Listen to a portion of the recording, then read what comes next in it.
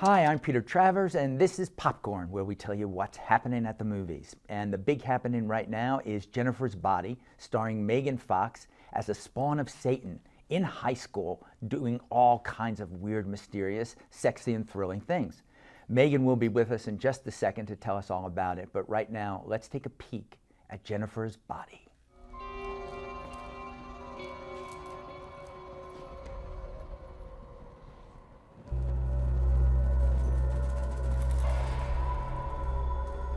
You made it. This isn't really your house, is it? No, baby. This is our house. Just for you and me. You can play mommy and daddy.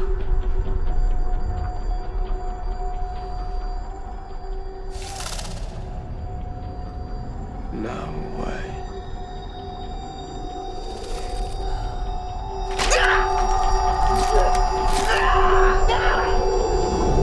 I need you frightened. I need you hopeless.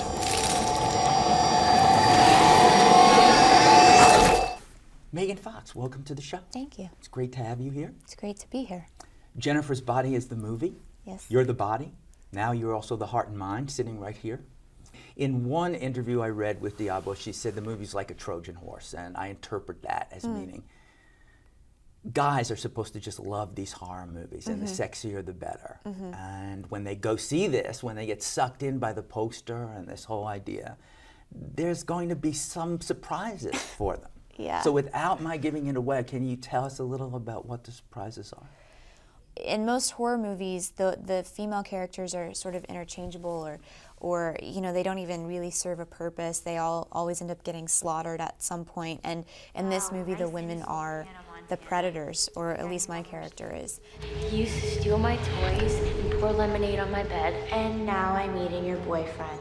I get kind of psychotic, and there are some moments that people I don't think are going to expect to see from me. One of the things that I really think works is the whole concept behind this, that your character, who is kind of the bombshell of this high school, and kind of arrogant, kind of the I do it my way, I'm one of the mean girls, after you are made a spawn of Satan, your behavior doesn't change much. Right. It's still this kind of thing.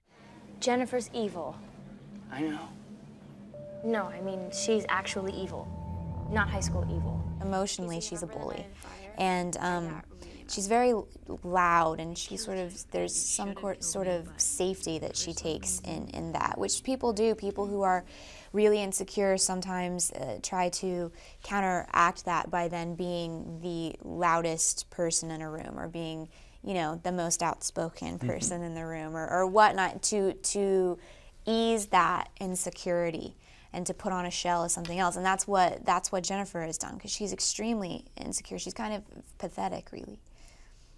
Well, she's also vulnerable. So Very. There are scenes when she's, without my giving anything away, when she's kidnapped by this rock group. I mean, I do understand the problem for indie rock bands in this country, so I know that they might want to sacrifice somebody to get ahead. But still, it seemed mean.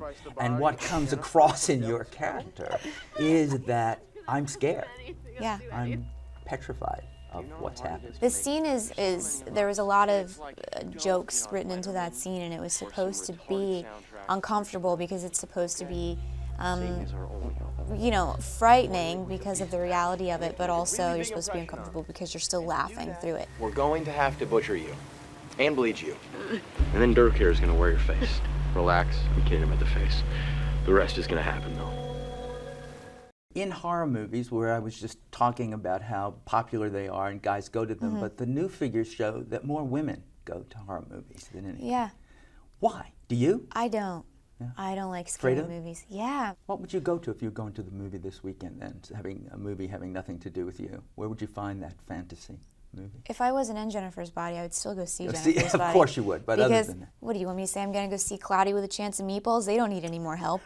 They're already going to be #1 No, at the you box could have office. said I'm going to the Hurt Locker, or I'm going to... Is that still out? It's still out. Yes, it's still there. Recently, you had this whole deal with your director, Michael Bay, on Transformers, and there was somebody on the blog. I never know. It could be written by Michael. From my short knowledge of him, I don't know, so I don't want to get sued. But it just said that because you said sometimes he could be difficult to work with, some crew members said, well, so could you. And your first instinct is to say that you think it was written by Michael? My first instinct is to say that, yes. That's interesting. It's just, what was the original website he'll that it come was after posted me, on? but it won't really matter. Where was it originally, the page? Do you remember? I saw it on the Huffington Post. Oh, okay, because I think it originated on Michael Bay's website. Right, okay. Well then, my goodness, could I be correct? And would he hate me even more?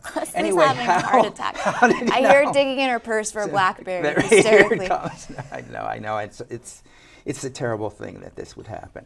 But how do you react when that happens? Do you want to then immediately say, no, where did this come from? This is not my experience on that set? Sure. I mean, I think when anything comes out about you that you disagree with, that you think is not true, you feel the urge that you want to, like I said, defend yourself. You want to jump on your Twitter page or jump on your Facebook and like. But you don't have any of those to I don't jump have on, an Megan. outlet. You've I can't got no do it. outlet. You only have here. This is it. This is your moment. It's not, it isn't a comfortable, fun thing, but I know that experience was not that way with my crew. I loved my crew, and I had two great experiences making the Transformer movies.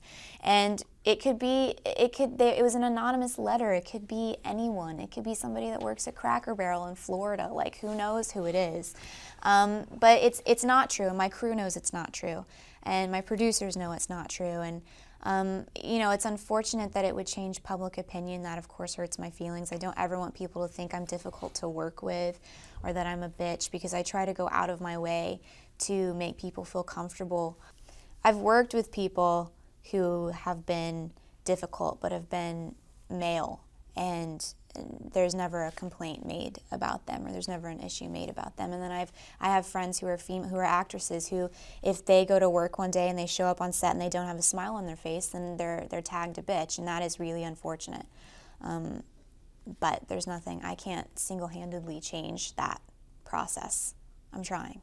You might as well, though, when you reach that degree of success that you're reaching, have a target on you, because that's just what happens. You're out there, and someone's going to say something because there's so many outlets to say it. Right. But in this case, Michael Bay came back and said, "Oh, I'm pulling that off of my website. I'm not going to do it. I can't wait to do Transformers 3 that was with nice Megan." Of him to do that was nice of him. So, are you also looking forward to Transformers 3? Sure. There you go. Yeah. See, so peace has been made here. There has always been peace. I think media just has sensationalized things.